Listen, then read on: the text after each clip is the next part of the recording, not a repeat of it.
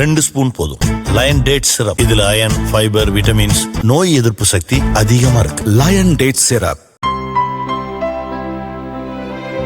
இனிமே கண்ணை மூடிட்டு கடலை எண்ணெய் வாங்கலாம். ஏன்னா மந்த்ரா கடலை எண்ணெய் இதயத்தின் தயாரிப்பு. வறுக்க, பொரிக்க, ஏன் எல்லா சமையலுக்கும் மந்த்ரா தான். மந்த்ரா கடலை எண்ணெய், அபார ருசி, ஆரோக்கியமான உடல் நலம். என்டிஏ ஆட்சி நடக்காத மாநிலங்களுக்கு நிதி ஒதுக்கீடு செய்வதில் மத்திய அரசு பாரபட்சம் காட்டுவதாக காங்கிரஸ் எம்பி மாணிக்கம் தாக்கூர் லோக்சபாவில் நேற்று பேசினார்.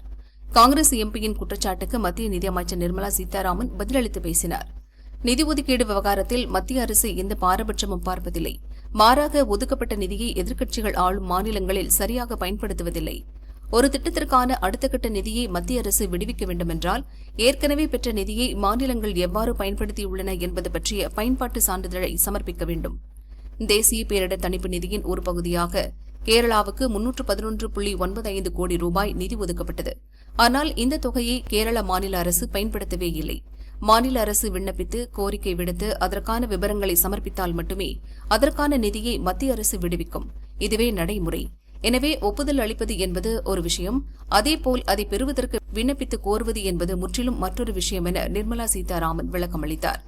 எதிர்க்கட்சிகள் ஆளும் மாநிலங்களுக்கு மத்திய பாரதிய ஜனதா அரசு திட்டமிட்டே நிதி வழங்க மறுப்பதாக எம்பிக்கள் சிலர் பொய் மூட்டைகளை அவிழ்த்து விடுகின்றனர். இவ்வகை குற்றச்சாட்டுகளுக்கு நிதியமைச்சர் நிர்மலா பார்லிமெண்டிலேயே சரியான பதிலடி கொடுத்துள்ளார் என மத்திய அமைச்சர்கள் கூறினர்.